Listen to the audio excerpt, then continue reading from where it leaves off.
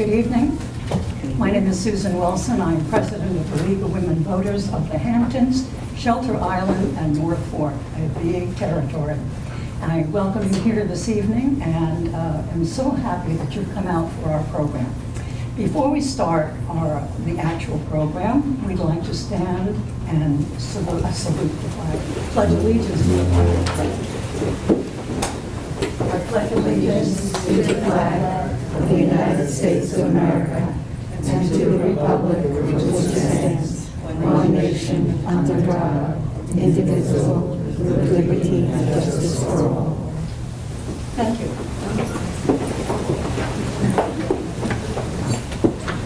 This evening's program, A Salute to Nursing, Past and Present, co-sponsored by the Rogers Memorial Library, Stony Brook Southampton Hospital, and the League of Women Voters of the Hamptons, Shelter Island, and North Fork, has been organized by the League's Health Committee, chaired by Valerie King, PhD. And now I'm going to turn the program over to Valerie. That's my pacifier. Welcome, everyone. I'm so glad that you came out on this beautiful day and evening and just before the holidays. So, thank you. I'm Valerie King, chair of the League's Health Committee, and I will moderate the program this evening. Many thanks and appreciation to Yvette Postel at the Rogers Memorial Library for this wonderful space that we're in, and to my colleagues Sue Wilson, Judy Roth, and Arlene Hinkelmeyer for all of the support and help and assistance in planning and organizing this event, and to Stony Brook Southampton Hospital for planning support and refreshments, and also to Sun 20 TV for the videotaping. The event theme is to honor leadership, advocacy, and the medical service of nurses past and present. We are going to do a fast time travel into the past.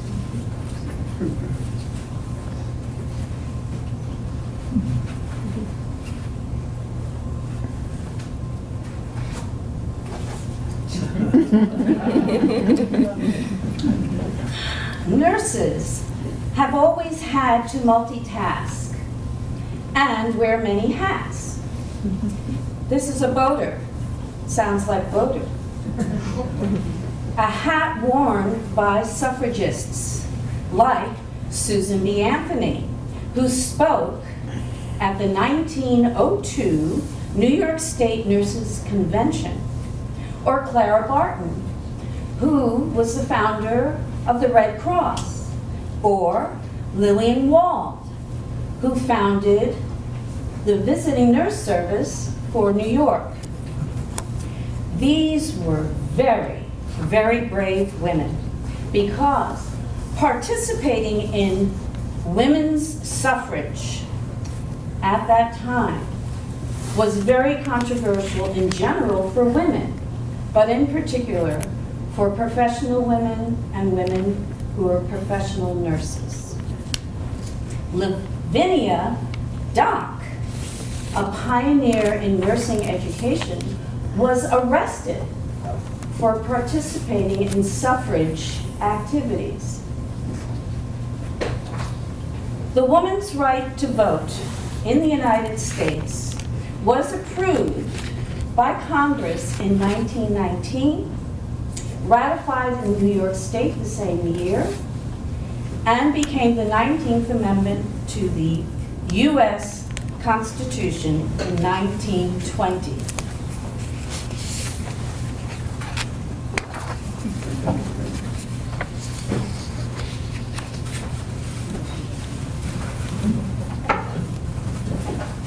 You're supposed to feel that you're traveling in time.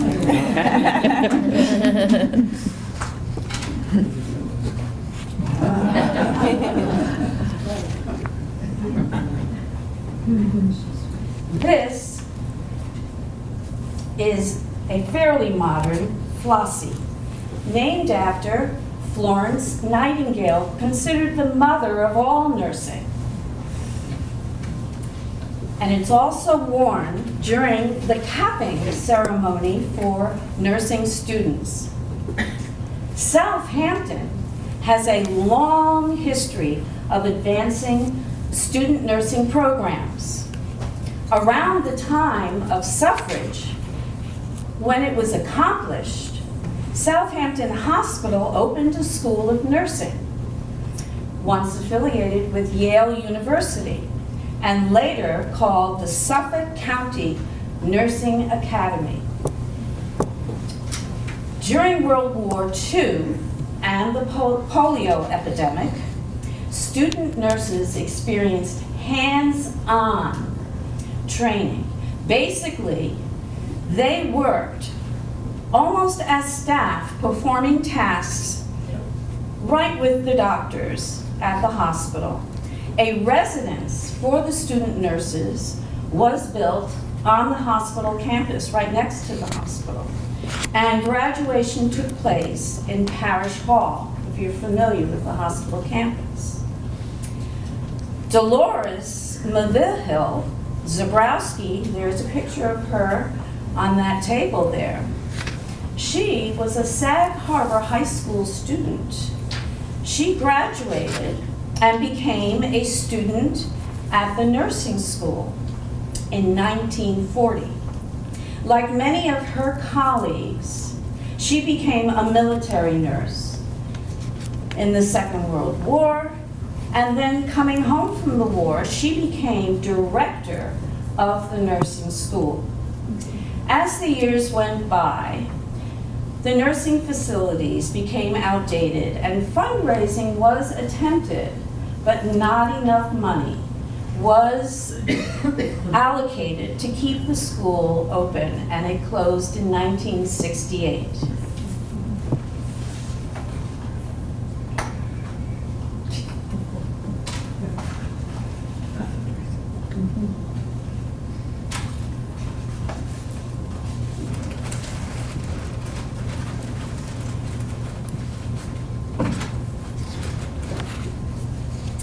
This one will be familiar.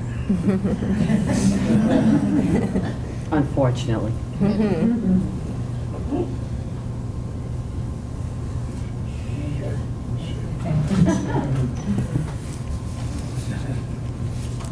So, Oh, good. what do we call this? COVID.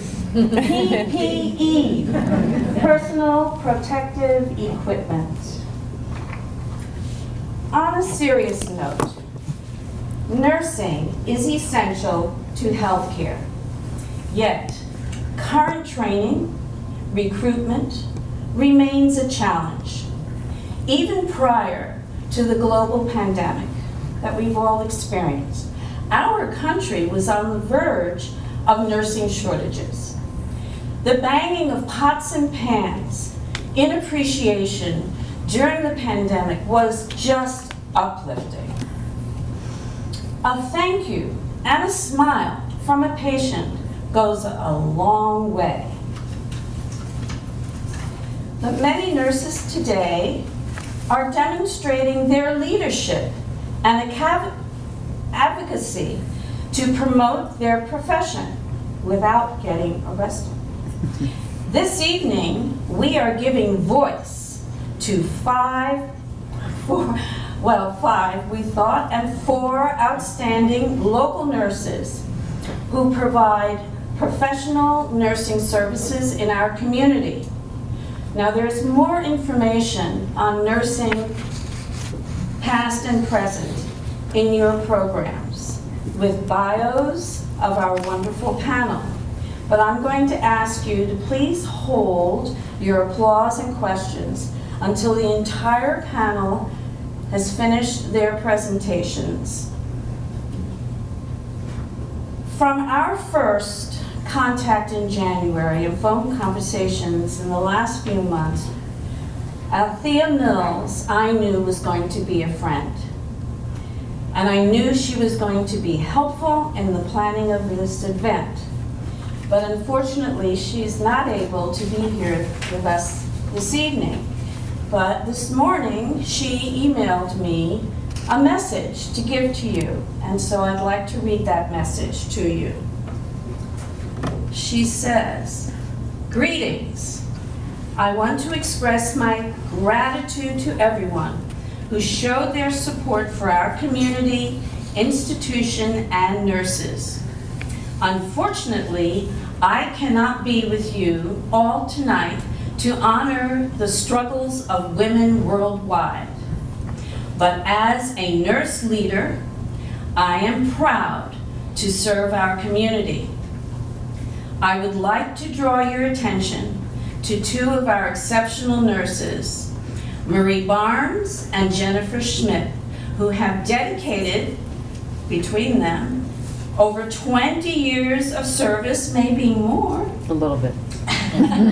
to Stony Brook Southampton Hospital and the larger community. In the past 3 years, we have faced unprecedented challenges that have allowed us to showcase the vital role nurses play in the world. However, we have also experienced a phenomenon known as compassion fatigue. While this is a real issue, we can intervene and change its trajectory by prioritizing the well-being of our nurses and staff throughout self-care and caring for each other. I am committed, says Althea, to implementing appropriate changes to keep our nurses safe from physical and emotional harm so we can continue to care for our community and keep our profession thriving. Now, I know that Althea was not behind her desk during the height of the pandemic, but she put on scrubs and she was front line with her staff, if I'm correct. So we hope that at some other time we will be able to hear from Althea. But now we will hear from Marie Barnes. Okay.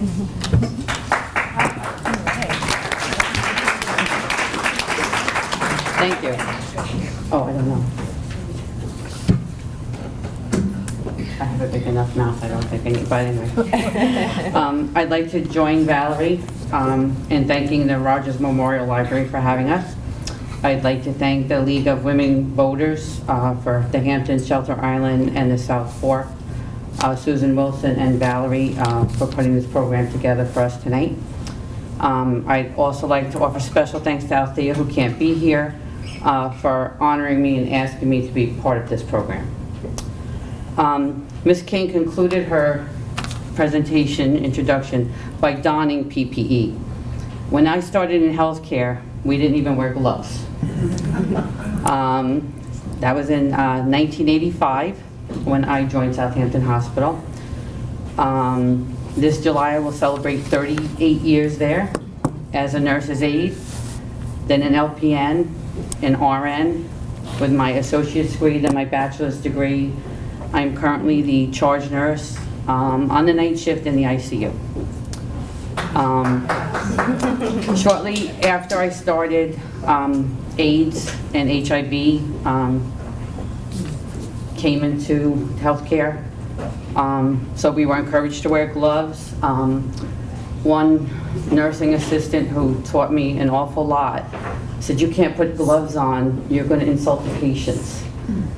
But you know, you have to take care of yourself first before you can take care of the patients. So again, from gloves to full-blown PPE has come a long way.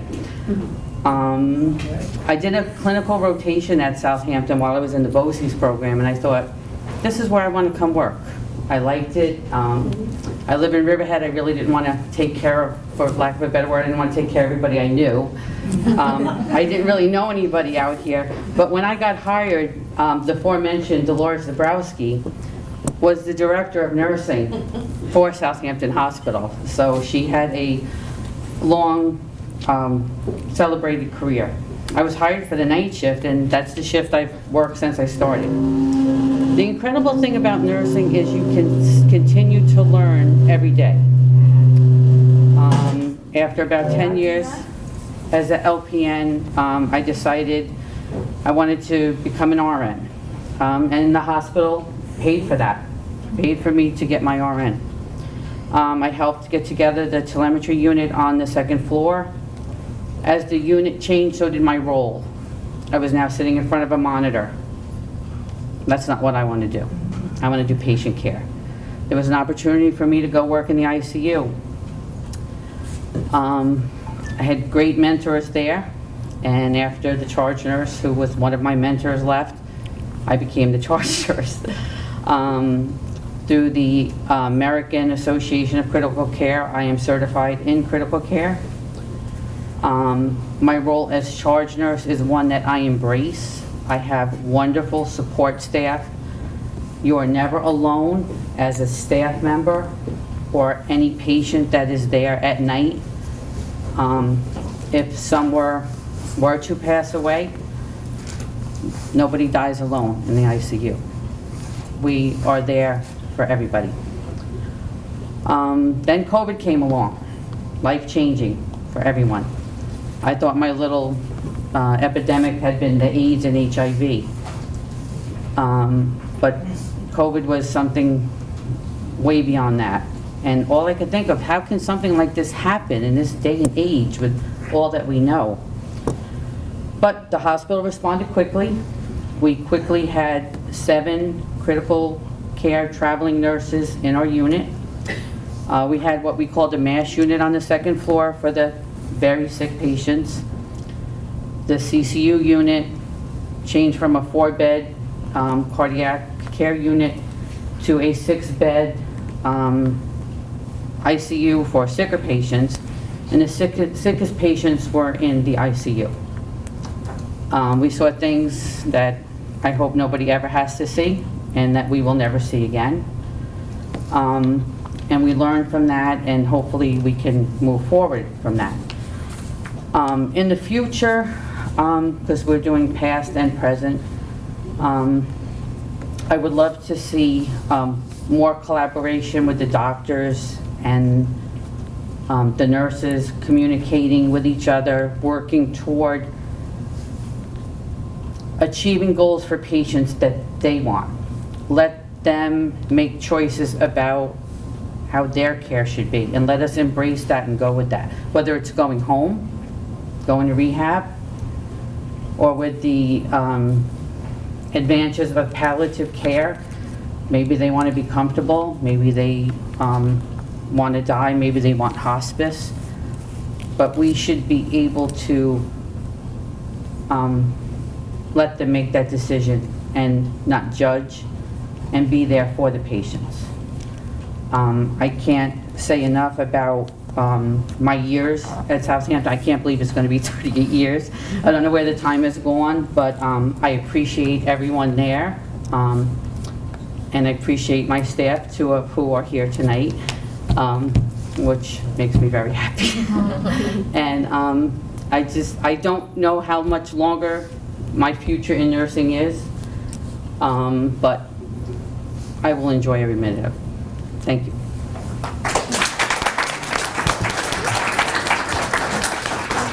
And now we'll hear from Mary Crosby.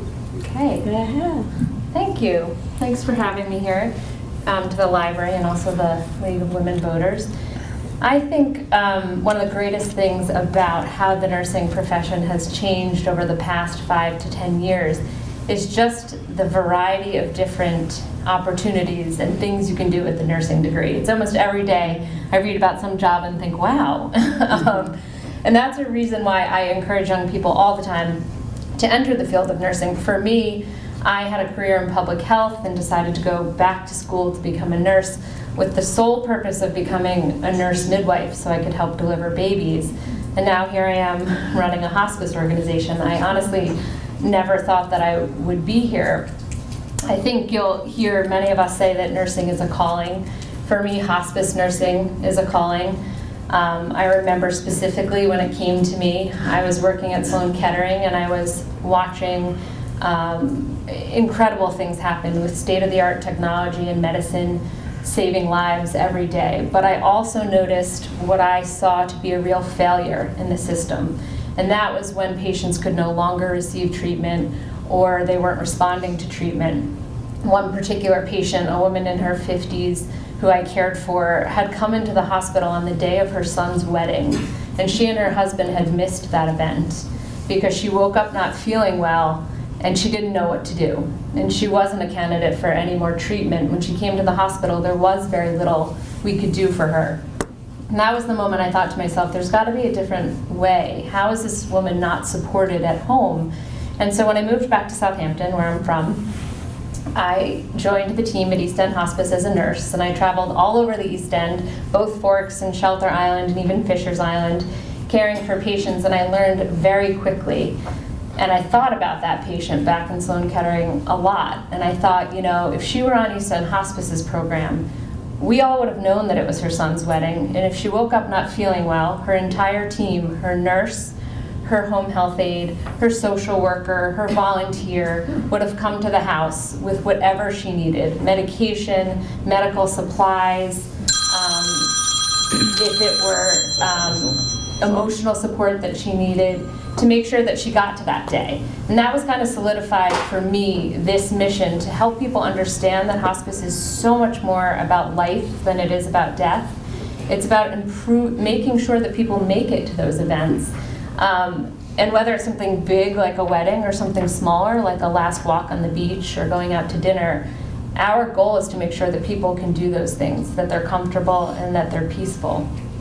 I sit here as a healthcare executive and I recognize I stand on very big and strong shoulders of women who came before me, who fought for the right to vote, who continue to fight for things like fair pay and equal rights for women. And I see in the future of nursing, and for my generation, this need to carry that torch. And for me, that means making sure that nurses get into every single room where the big decisions are being made.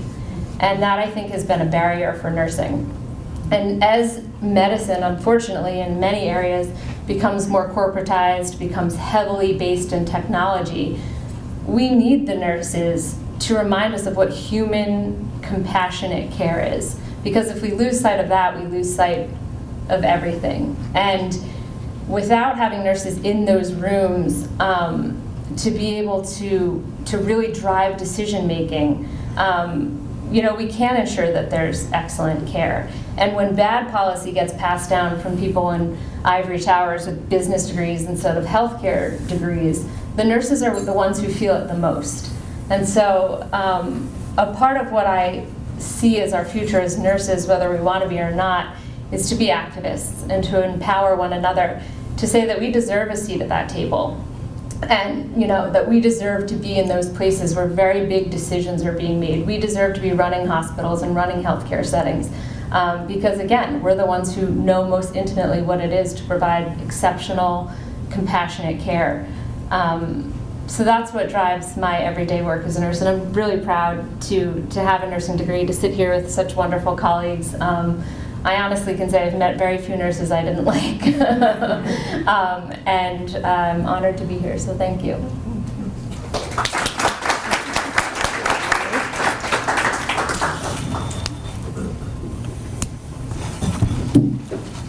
Good evening. Can you hear me?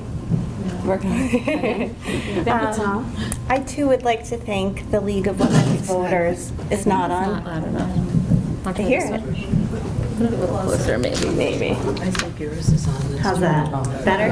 Okay. I'm soft-spoken, so I need it. But I too would like to thank the League of Women's Voters for hosting this wonderful event tonight, Valerie for having us, and the library as well for hosting us. I want to talk tonight about what it truly means to be a nurse. It's not just a profession, it's knowing who you are as a person. Each of us up here tonight knows this.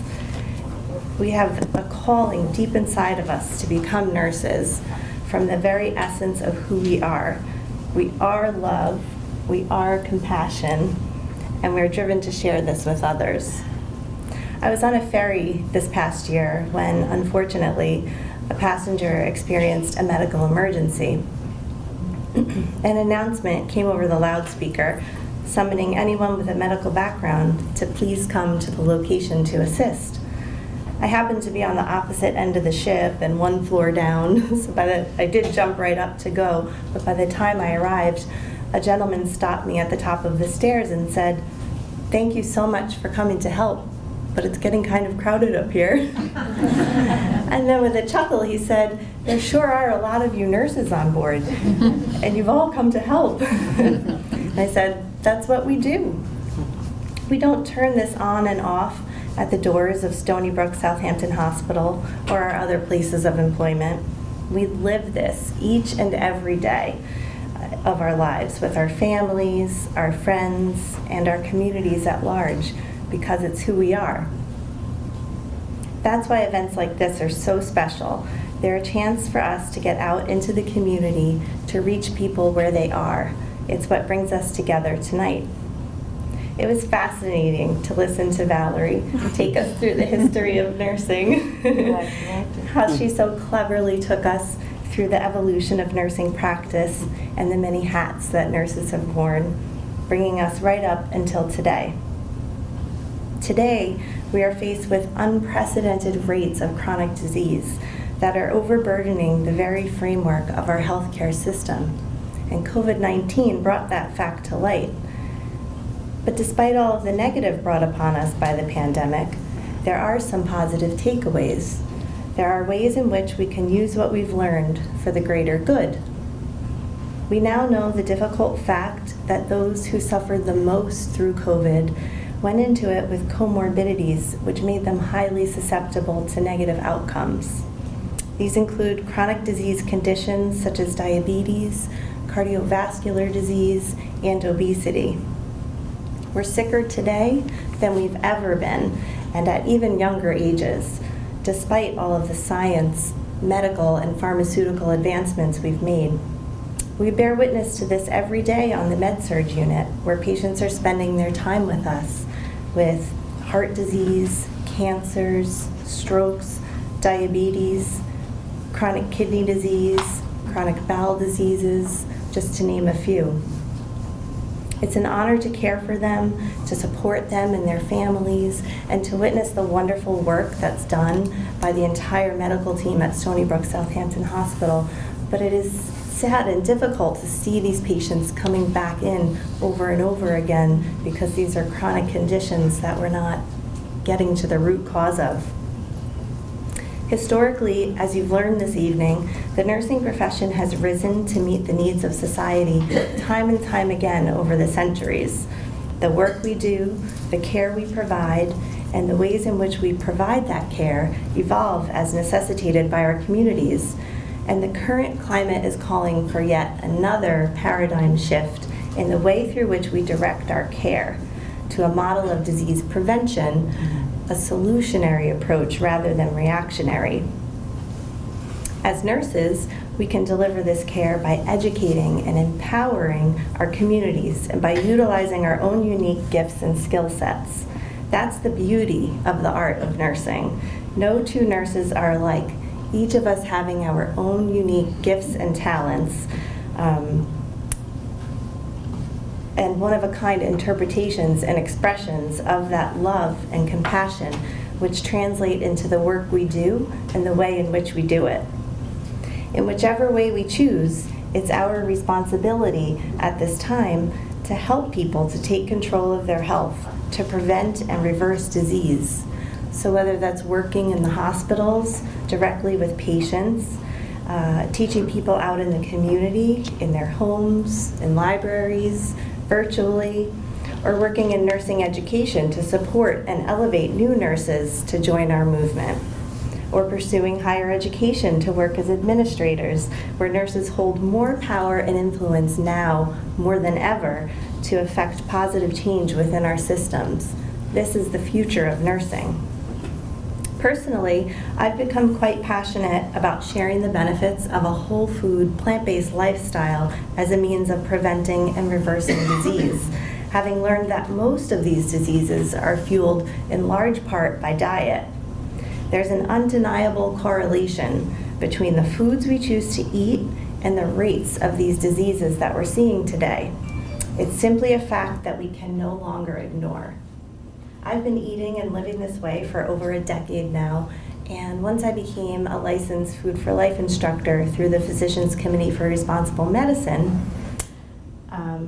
which allows me to provide more formal nutrition education and cooking classes, I immediately turned my attention to the nurses. Because none of this can be accomplished if we're not caring for ourselves and each other first. Nurses do give so much of themselves through the delivery of their care to their patients and to supporting one another. That's another huge positive takeaway from the pandemic. Nurses are stronger together. The bond that we have is unrivaled. It carried us through the most difficult of circumstances. We cannot sustain as caregivers, though, if we do not first shine that love and compassion on ourselves. So I offer to Kickstart Your Health program to my fellow nurses on 3 North at the hospital in an effort to help them become the most healthy, energetic, and vibrant versions of themselves so they'd be better equipped to care for others by prioritizing their own well-being, something that nurses are typically not very mindful of. I'm happy to report that my participating coworkers are experiencing some really wonderful results. When we feel good, when we can rid ourselves of the unpleasant symptoms and warning signs of chronic disease, we thrive. And when we experience this, we want to share it with anyone that will listen, with our families, our friends, and our patients. It creates a ripple effect that goes far beyond our own personal reach. When we feel good on the inside, we can light up the world, and nurses can light up the world. Thank you.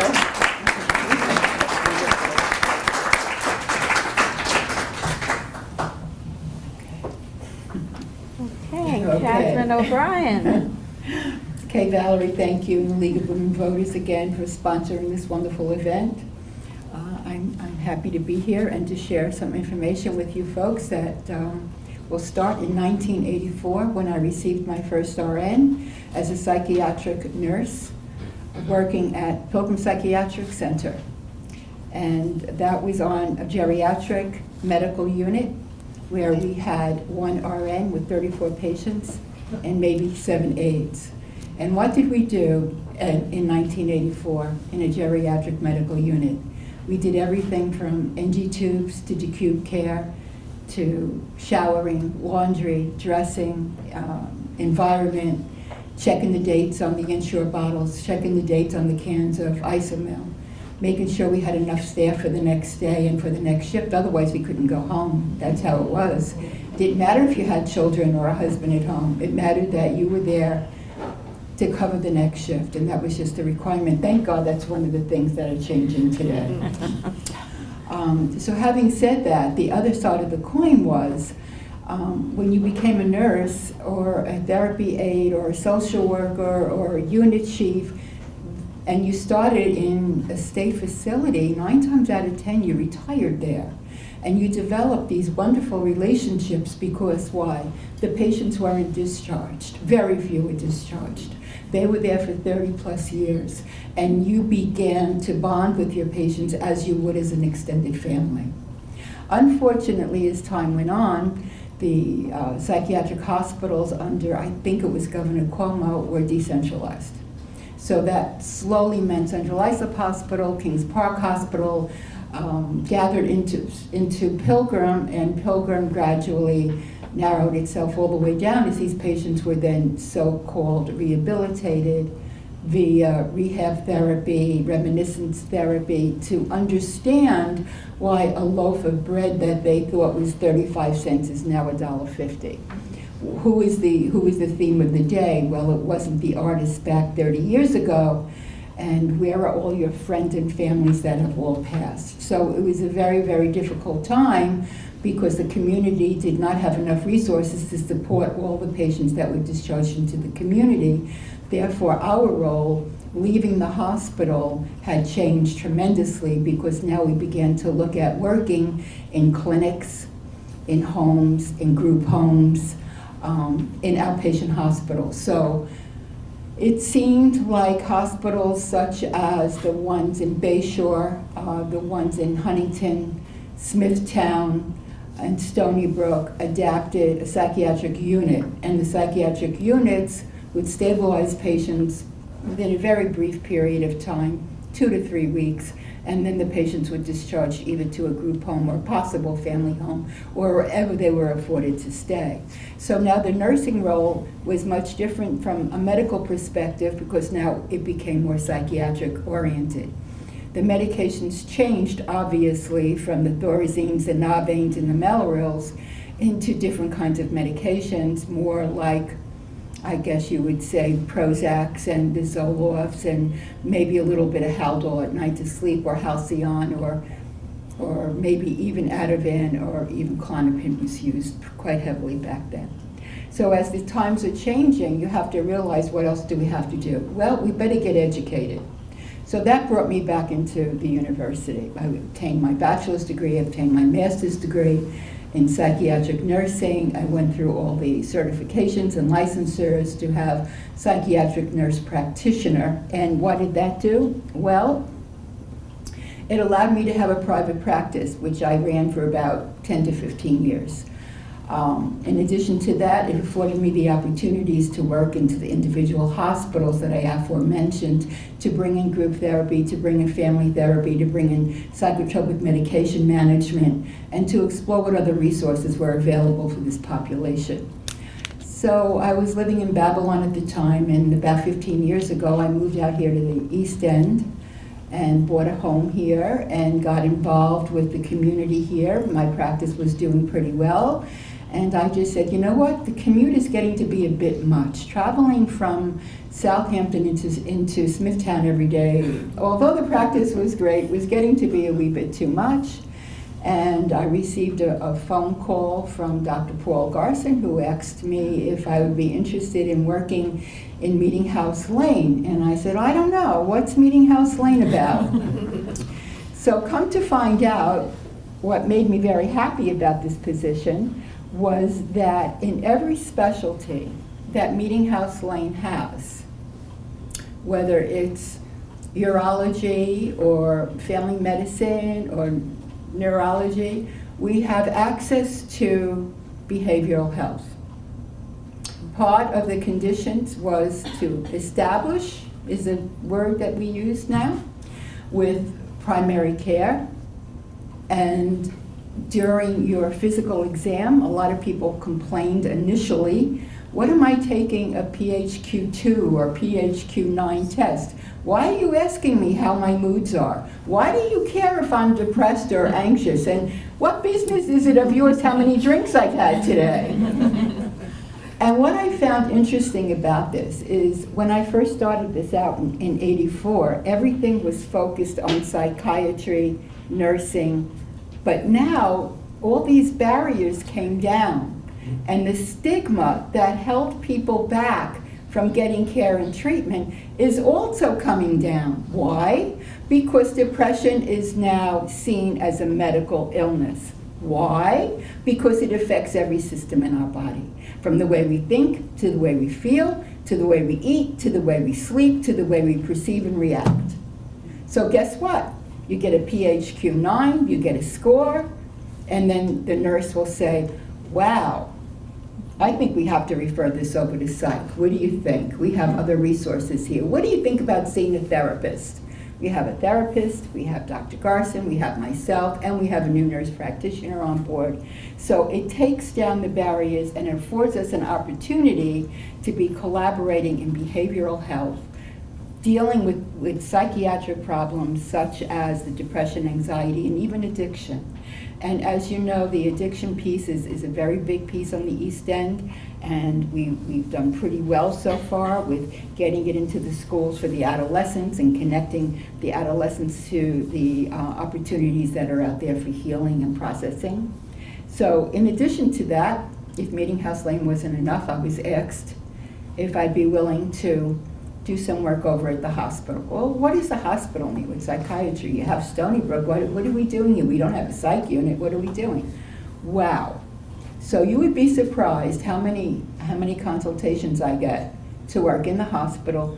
This patient came in and they're really talking about they're in so much pain they don't want to live anymore. I think they're suicidal. Well, of course they're not suicidal. You go in and you speak to the patient. They're in so much pain, they're miserable. So let's talk with the patient. Let's find out what we can do to minimize the pain. And as we all know, right, when we're tense and we're upset and we're anxious and we don't know when we're going home and we don't know how our children and our family are, what happens? Our anxiety goes up, and what else goes up? Our pain. And can we sleep? No. Do we eat? No. Do we begin to shut down? There it is. So the liaison component of psychiatric nurse practitioner in the hospital is a consultant. It's a service that we have. And what do? We consult. And we write our recommendations of care. Recommendations can be to start a psych medication.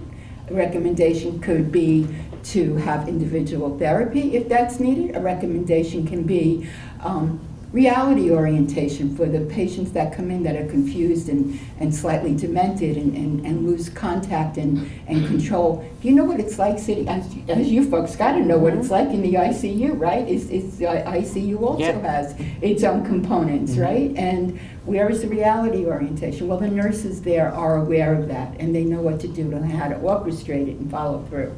So that was a nice caveat for me, working at Meeting House Lane and having the opportunity to continue with private practice, but more importantly is to work in the hospital. And I love working there. I love meeting the new patients and working with the residents and working with everybody, because why? Psychiatric symptoms and treatment are so open to care and treatment that the responses that we're getting are astronomical.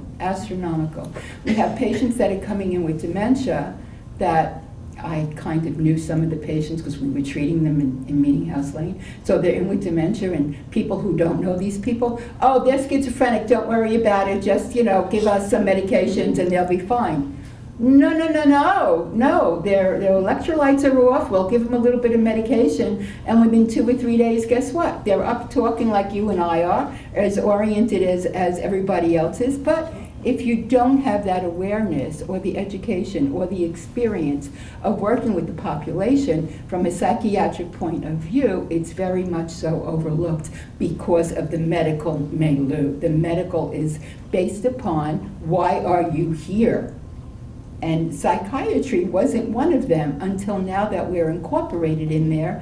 And when we write our consultation and we write what is a good idea to follow through, it's respected, it's honored, it's followed through, and the patient outcome is totally remarkable. What are the problems that I see going forward? Well, there are a few. We have great medications out there right now. I don't understand why Medicare is not more sensitive to the needs of obtaining medications such as Vraylar. Vraylar is a great mood stabilizer. But if you're on Medicare, guess what happens? You can't get the discount because the government doesn't allow for it. But if you're not on Medicare, what happens? Well, you can get it for maybe a $20 copay. On Medicare, it's $1,600 a month. Now, why do we have these discrepancies? I still can't figure it out. Because when I first started out in this business, we didn't have all these administrators and plans. In 1984, you went to an insurance company, the insurance company paid the bill, you went to the pharmacy gave you your medication, you might have had a copay, maybe not, and that was it. I'm getting a signal that I have to wind down here. So, I can go on. But nonetheless, I'm happy to be here. I hope this little bit of information that I shared with you from 1984 to the present was helpful from a psychiatric nursing point of view. Thank you so much for being here.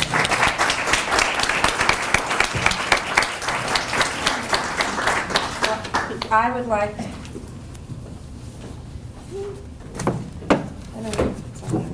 But I would like to thank the panel for their presentations, and they have been just wonderful in covering such a wide and diverse profession of nursing. Now we have an opportunity for you, if you have some questions, to ask our panel presenters. We'd be happy for them to answer. We have a few minutes for Q&A. Is there anyone who would like to start? There's a mic. I'd be happy to start. Okay. Because I have a career in teaching hospital in New York City as an administrator. And now this is 20 years ago. But I heard Marie talk about communication between doctors and nurses. And I was wondering if communication between female doctors is different than with nurses, is different than communication with male doctors, and has it kind of broken through that barrier that I remember seeing? When I first came, Dr. Corman was the only female doctor we had there at the hospital. And she had broken through some barriers herself. And I think I don't want to say she was resentful to nurses, but she didn't make it easy for us, because I guess maybe she had it so hard. I don't know. But once you got to know her, it was different. With the residency program now that we have, I think the communication is 95%. I'm not going to say it's 100%. And there are a lot more female resident doctors, which is nice to see. But I just still think we have a long way to go with the communication with the residents, with the attendings. I think it's helpful to have the hospitalists in the hospital. I think they're good mentors for the residents. But I still think we have a ways to go. And it's unfortunate because the common goal for everybody in healthcare should be that patient. Whether it's somebody in that bed, somebody on telehealth or whatever, it has to always be about the patient. It has to always be about the patient. Are there other questions that folks would like to ask our wonderful panelists? Okay, there's one in the back. It looks like Anne.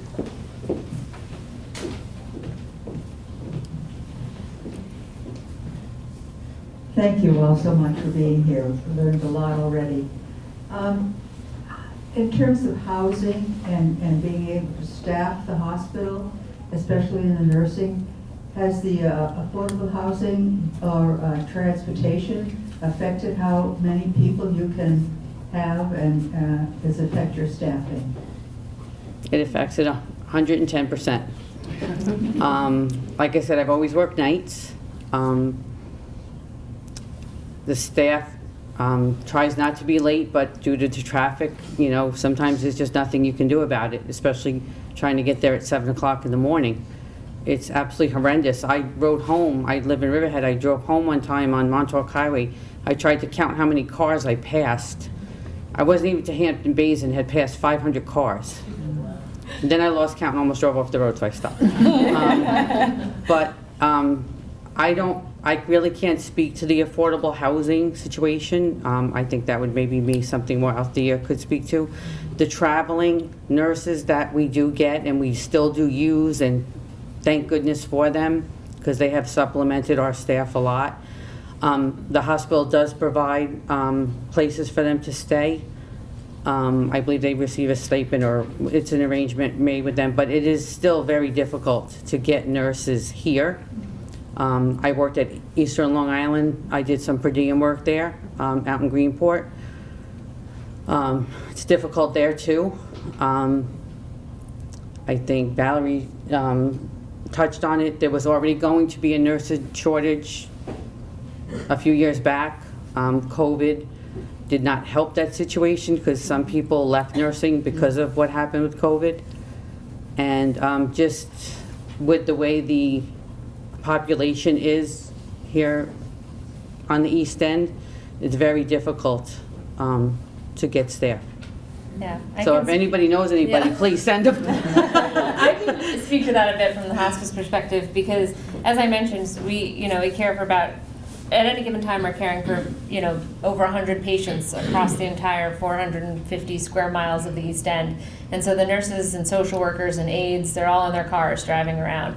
And when they live in the area they serve, it's much easier. But over time, that's become increasingly difficult. And so now I have nurses who drive from Patchogue to Montauk and just to get to the area where they have to work and then have to drive around all day. And so without housing, without affordable housing, not only nursing, but so many professions out here are suffering immensely from staffing issues. And it's just, we've done everything from changing start times of shifts and just making people's territories, even if they're farther away, smaller so they don't have to drive around as much in the day. But really, unless there's a major change, it's going to only get worse. And it's a big, big problem. The hospital has to get very creative. As Mary mentioned, we tried changing hours last year, and now they've implemented a shuttle program for the staff, which is nice. I think it just started this week, where the hospital's providing shuttles to and from the train stations, which is really nice because everybody really struggles with the traffic issue. That is a big barrier. Catherine, you travel quite a bit within the Hamptons. It's difficult. They have me in a different office every day. So do I mind going out to Amagansett from Southampton? Absolutely not. It's a wonderful ride. Unless it's the summertime or the springtime or holiday time. And one day I really had it, and I was really frustrated. I was coming back home, and it was 2.5 hours. I was still bumper to bumper. And the funny thing about it was, I'm saying, okay, I'm feeling anxious, and I don't know why I'm feeling the way I'm feeling right now. And you know what it was? It was the unknown.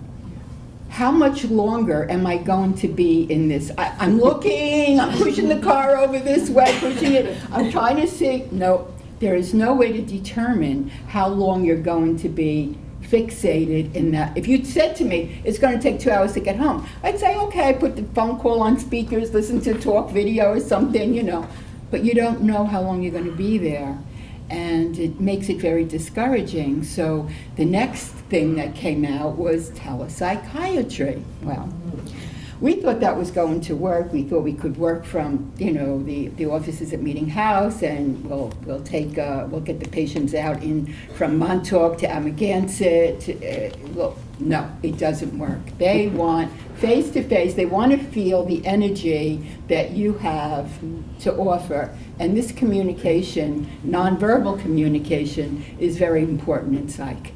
And so even now listen, if it's an emergency and you want to renew medications or something, fine, but to do it for any kind of psychotherapy or even crisis intervention, it's not the most ideal situation.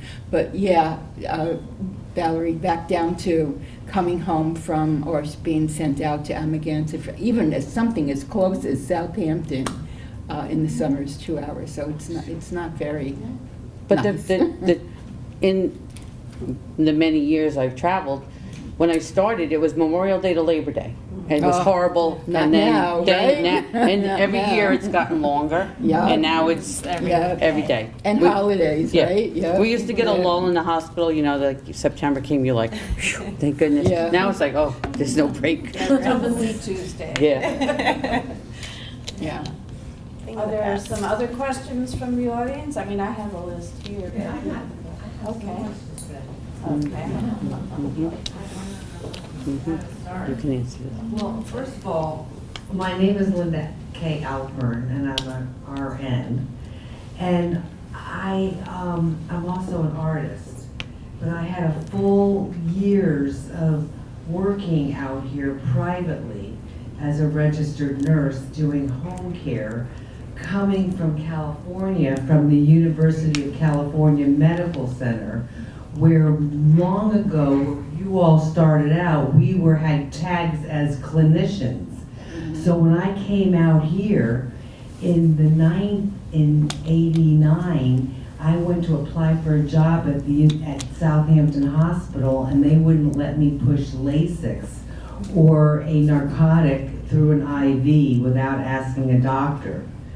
So the University of California, first of all, was advanced because we were trained we were like clinicians. Secondly, I'm so proud of you all because I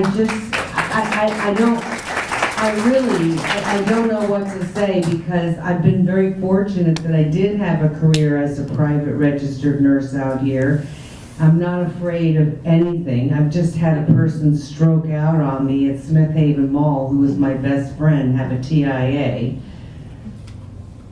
I spent the evening in Stony Brook emergency room, which I was really kind of worried about because the nurses were young and they only had 1 or 2 years experience. And here I am, all hawks. I do tell everybody to bring an advocate with you if you stay with the person. Nobody knows what it's like to be a nurse. That's all I can say. It's an unbelievable, even though I'm retired, I'm never retired. One last thing, I spoke to you all before this lecture. I got a book agent. My dream was to photograph registered nurses. So I went around and the pandemic broke out and I interviewed all these nurses. I went to Smith Haven, I interviewed male nurses, but I did it wrong. All I needed to do was do Southampton Hospital and get people like you. Althea Mills, I met her, the pandemic broke out. I photographed 30 nurses and I interviewed them and I transcribed them and I got them to sign. I'm a fine art black and white photographer, and I think we should document the nurses and their stories for 2020, this period. Because we live in a special area, and you have stories to tell, and I mean, and let me photograph it, and we can get a book. Sounds You like got an my interesting card. project. Thank you. Congratulations. Thank you. Thank you. Some stories Some you can't other tell. questions? One of the topics that seems to come up quite a bit is training for nurses. And when we met before, we talked about the changes that have taken place in the training for nursing. In my remarks, I talked about the nurses in the nursing school here in Southampton having hands-on training right next to and with the doctors. Is that taking place? I have the impression that with technology, we have moved towards more simulated clinical experience and more remote training of such a very critical and crucial profession. Would any of you like to speak to that? I think in our meeting, Mary brought up, I mean, like I said, when I went to BOCES for an LPN, you were hands-on. I worked as an aide for 10 months before I took my board. You were hands-on. I think you said how now they do a lot of simulation, or, you know, where we went to the hospital. We were in the hospital 4 days a week. Nurses have to touch patients. You have to know how somebody feels, not the little plastic doll in the bed. Yeah. I think they have. I mean, I understand the education is important. What we learn, the leadership part of it is important. But you have to be able to touch a patient and feel that empathy with them and that compassion. You're not going to get that from the dummy in the bed. You're not going to get that. And I think there, like technology in the world in general, there are absolutely ways it can help and improve learning. But there's certain things it can just never take the place of. And so yes, maybe you can do a simulation lab for certain technical skills, but if that replaces time spent in the hospital with real people and patients, that to me is problematic. as, you know, we've shared. Well, even the residents that come in, you know, we invite them to the bedside, you know. Our monitor, don't treat the monitor. You have to go in and see the patient. And I think if we could get nursing schools to bring nurses to hospitals like BOCES did for me, that's why I came to Southampton to work, because I did my clinical there. I fell in love with it and I came and worked there. It also would help the staff if, you know, I mean, granted, maybe it's a couple hours you have student nurses learning things there. That's letting you do other tasks that you can get done. I think it would be great. I think I had a few nursing students that were in the nurse practitioner program that came into Meeting House Lane. And it was interesting to see which patients would allow for the new nurse to sit in on a session. And that's pretty intimate and confidential, but they didn't have a problem with it because they knew they were learning. Right. And believe it or not, some things were shared that I had no knowledge about. And like, you know, I'm telling you everything, here it is, you know. So, yeah, but I think what really damaged it was COVID. And the hospitals shut down, and the nursing schools shut down, and as far as getting that real hands-on, let's hope it gets back that way again. Okay, I see some hands over here. Hi, my name is Carolyn Santora. I'm the Chief Nursing Officer at Storingbrook. And I just, thank you. We love our relationship with Southampton. These people are fabulous. I do want, though, I don't want people leaving here with the impression that nursing students don't get hands-on time. They must, it's required, and they do. However, they do also get simulation training, and the amount of knowledge and skills that they have to achieve during those 2 years of actual training, even when they're in hospital, is so enormous that you can't possibly give them what they need to come hit the ground running when they get out. So when I graduated, which was more than 40 years ago, we had to hit the ground running. You came in, you got 2 weeks orientation, right? You hit the ground running. They can't possibly do that anymore just because of the complexity of healthcare today. So that's why what we have now, what we call nursing residencies. You come out of school, you enter a residency now, where we bring you through more training because you need that stuff here. So it's true. Young nurses, a little scary. I hope we were really good to you when you were there. Well, the thing is that what I noticed is that the whole thing about touching people, you hit it, because you know we're kind of intuitive people. That's how you heal. You either feel it or you don't. I didn't see the nurses in the emergency room. I'm not criticizing any nurses, but they were young. And there wasn't anybody that walked up to my friend and had, put your hand on his arm. He's got a blood pressure of 180 over 110. And I'm watching this happen and ask him how his head is pounding. You learn that with experience. They're pounding, and I had the experience, and I didn't say anything, but I walked away going, it's changed. And you bringing up that fact, if we had rotations of nursing students and nurses to be able to explain what we went through as nurses, I had good training. I touched everybody. That's why I think preceptors are also key. Residency nurses, and you have to have a good preceptor.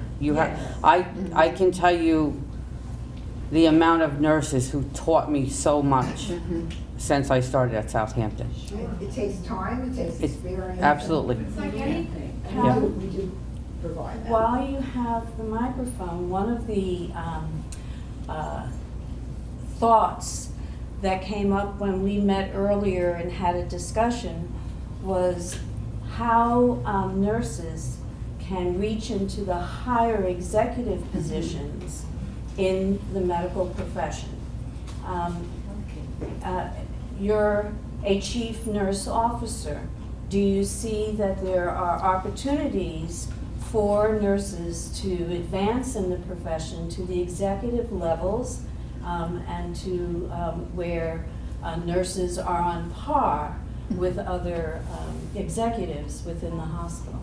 Yeah, this is Susie Marriott. She's another nurse executive. And yes, we can both say that the beauty of being in this profession and then growing into it and getting into this, the situation we're in now and where we are now as chief nursing officers. I sit next to the chief quality officer, who's a physician.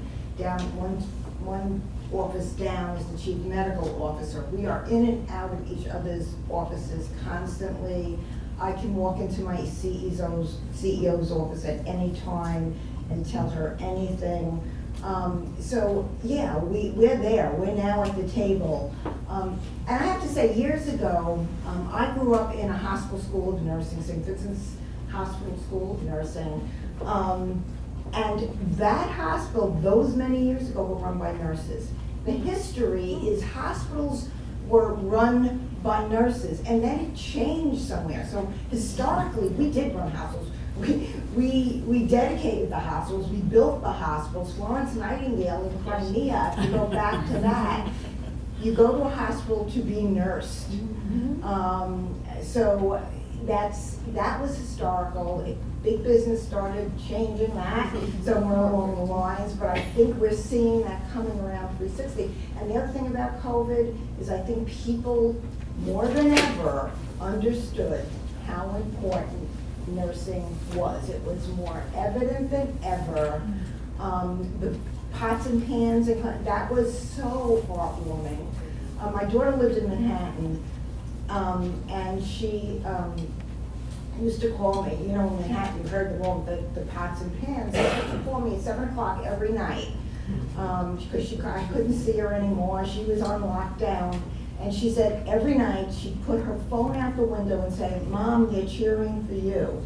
And I can't tell you how touching it was and what that meant to me and what those pots and pans meant to everybody and what the food that you delivered to all our hospitals, because you all did it during COVID. And the love that was shown to us was so important to get us through. I mean, I know Althea said something about compassion fatigue, and I'm going to tell her, Althea, it's not compassion fatigue. There's no nurse I know that doesn't have that has compassion fatigue. They're fatigued, they're exhausted, but it's not compassion. They've got that compassion still, and they have it every day, and they show it every day. And we have to celebrate support. And I love nurses.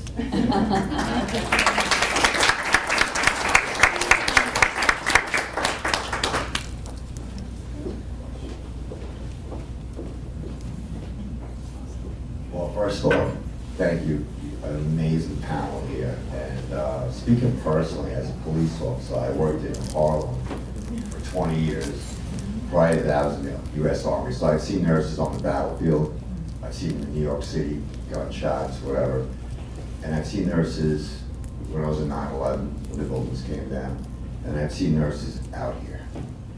A nurse, like the first person you see when you're born, and the last person you see. Oh. However, you all have a very, very special gift. And I really want to I came here today just to hear this, not only that, but to thank you. Even when I bring a gunshot, somebody a victim of a crime, the first person you see is a nurse. So your special interaction with humanity, you know, it's just, there's no words for it. So on behalf of myself, I'd love to thank all of you. And just to ask you one question, why did you become a nurse? Just really quickly, just go right down the line. What came to you and said, you know what, that's what I want to do? I don't really have an answer for that. I asked my mom, did I want to be a nurse when I was a kid? She said I had the little nurse's kit, so I guess I just always wanted to do it. I had the little toy kid. But I thoroughly am so glad that this is what I chose to do. I wanted to become a nurse to deliver babies, and then I did my maternity clinic and said, oh, well, maybe not. That goes back to having that in-hospital experience, because I think until you bear witness to to whatever specialty you're interested in going into, you don't really know.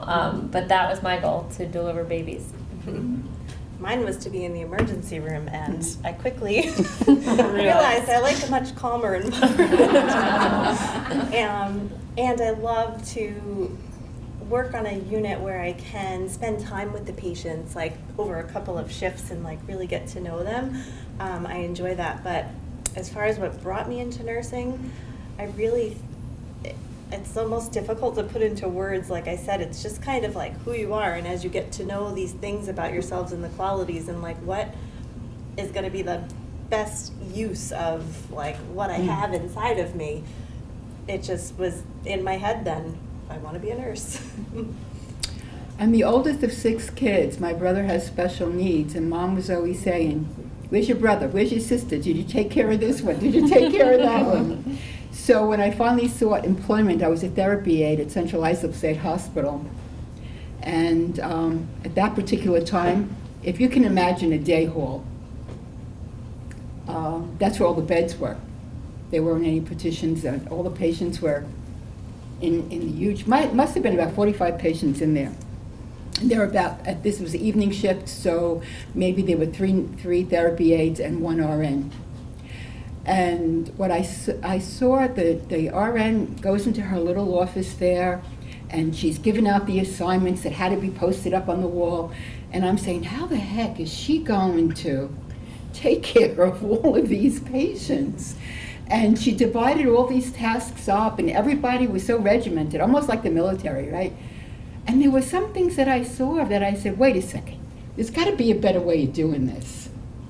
And then I saw a little bit of this, a little bit of that, and I said, I got to go in here, because I really think that there's got to be a better way of handling all this. And I started from that end all the way to where I am now, and I'm still saying there's got to be a better way of doing this. So that's what it is. I have another question for you, Tom. Having been a patient in the ICU and then being taken up to a bed and waiting a very, very long time, having the ICU nurse say, I know there's beds up there and they haven't got them ready yet, and actually wrote to Mr. Challenor about it, because I was saying, and having worked in a hospital, I know this is a chronic problem. What is the process for the floor nurse to tell the ICU nurse that the bed is available? Or, you know, what happens there that people are waiting? Unfortunately, especially lately, I don't want to blame it on this. It's not always. We have staffing issues. We need help. So if we're better staffed in the ICU, you know, with the critical patients there, and they're not so well staffed on the floor, maybe that patient does have to stay with us. It's unfortunate because you're hooked up to the monitor and you can't get up and walk around. You can't, like on a telemetry floor where the telemetry's wrapped around your neck and hanging on you, and you can still get up and go to the bathroom. You know, you can, you know, get up and sit in a chair. You're just attached to everything. Everybody works together. When the doctors downgrade the patients from the ICU, we let the supervision know. There's a couple of our supervisors there in the back, thank you. They work hard to try to get us beds, but again, they have to do what's right for the patient and for the entire hospital, which is maybe that patient staying with us for another night or 2. So sometimes people go home. Yeah. So some people go home from the ICU. So, you know, it's tough. It's tough, but they have to do what's right for the patient. Again, the number one priority for that person in the hospital is for them to be safe and get the best care they can get. So. And the sheer volume of patients we're seeing today. Right. As Marie mentioned, there's no lull in the wintertime. No. It's carrying right through. It's not just the traffic. It's in the hospitals. Yeah. It's volume. And I think that's a good point. I mean, we've seen this the same after COVID. There are many people who went back to the city, but my understanding from looking at some of the demographic data is that most of those were families with young children, and the schools opened up and they went back to the city. And the people who stayed, many of them were our aging population. Again, people with chronic illness, people attempting to age in place but with very little support out on the East End. And so we're now, as East End Hospice, caring for more patients than we ever have in our history. And that has a lot to do with many factors, but some of it is really the shift in demographic we've had with more people living out here year round. And unfortunately, again, working night shift, we might have adequate staff and then something's happening and now we're getting patients. The critical patients are now coming to us. So unfortunately, sometimes that person we thought was going to stay the night with us, now in the middle of the night we have to move you out. And trust me, that is not what we ever want to do. But again, the supervisors do what they can for the entire hospital to keep the patient safe. So it's not, we never want to wake anybody up and say, oh, we got to move you. Sorry. But unfortunately, it does happen. Did I see it? Yes. How's the increase in pay? How's the pay doing for nurses? That's a whole nother topic. Have to set up a separate When you round. first started out, it was $16, $17 an hour. How are you doing there? We are voting tomorrow, as a matter of fact. The hospital did, $11.99, the hospital did open the contract to make an increase in pay. So we will vote on that tomorrow. Great. You know, it reminds me of remotivation therapy when my patients were 35 cents a loaf. Every time I go into the supermarket, what do you mean it's $5 a loaf? Yeah, You so- can't help but say, wait a minute here. I mean, I Work hard. Yeah. Yes. you know, there's always going to be an issue, you know, and there's so many things that go into it. There's JACO, Joint Commission. Yeah. They have certain restrictions on the hospital. There's because I think you have to go through them to get reimbursed from one of the Med or somethings. I can never know if it's Medicare or Medicaid. I never know what it, Medicare. So when you talk about how things have changed when nurses used to run hospitals, I'm going to say it because my staff will tell you, my family will tell you, I'll never hold back. I think we got to get, to help healthcare, we have to get insurance companies out of healthcare. Yes. Because that is where the problem is. Yep. You're saying about medicines getting reimbursed. Yep.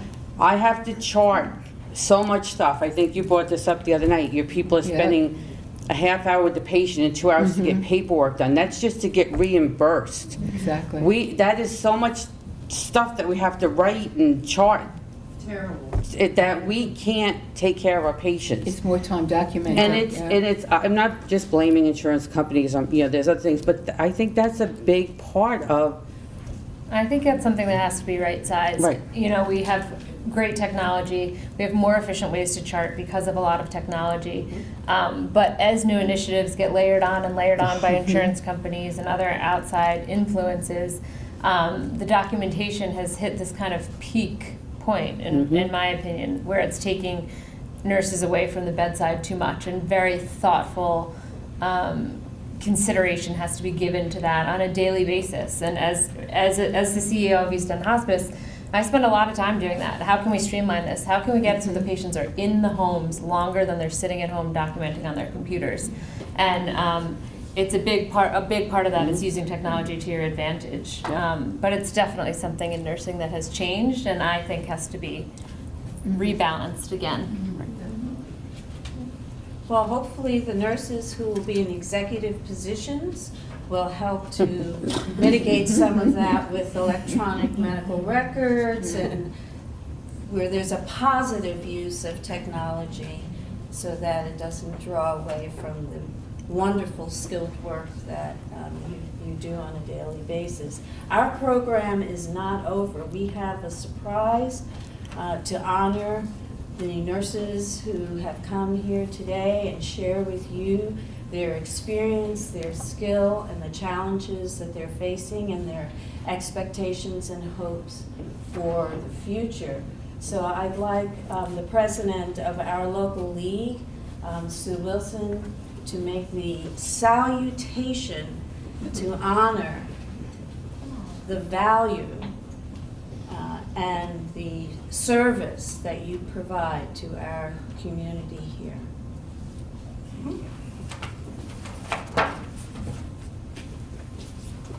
I'm only going to read a small portion of the letter that we've provided for each of you.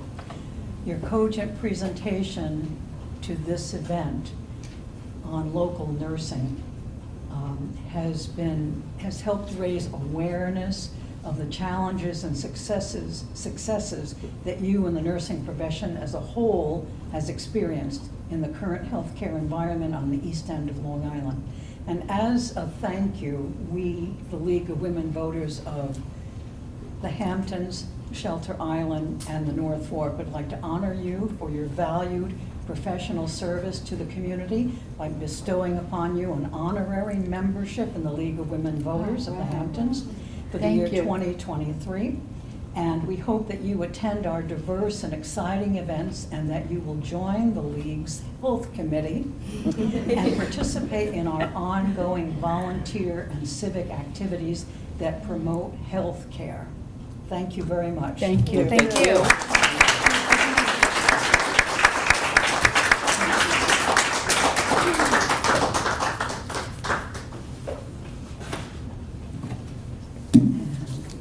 Some help with that? Okay. I feel like we're at the So- Oscars giving back. We honor you, Jennifer, Thank you for so your much. service and your skill. Thank you. That's lovely. Thank you for Thank you. And we honor you, Catherine, Thank you so much. for your It's so service appreciated. and your Thank skill. you. Thank you so much.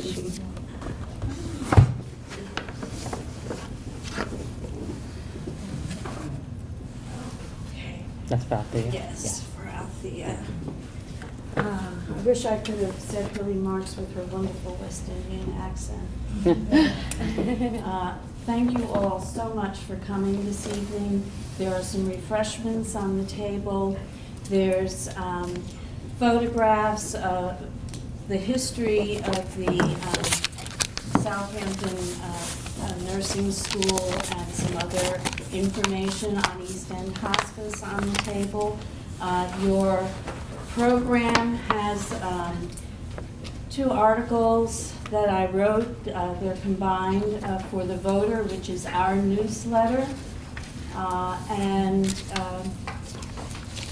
Thank you so much and have wonderful holidays for those who celebrate them. Thank you. Thank you.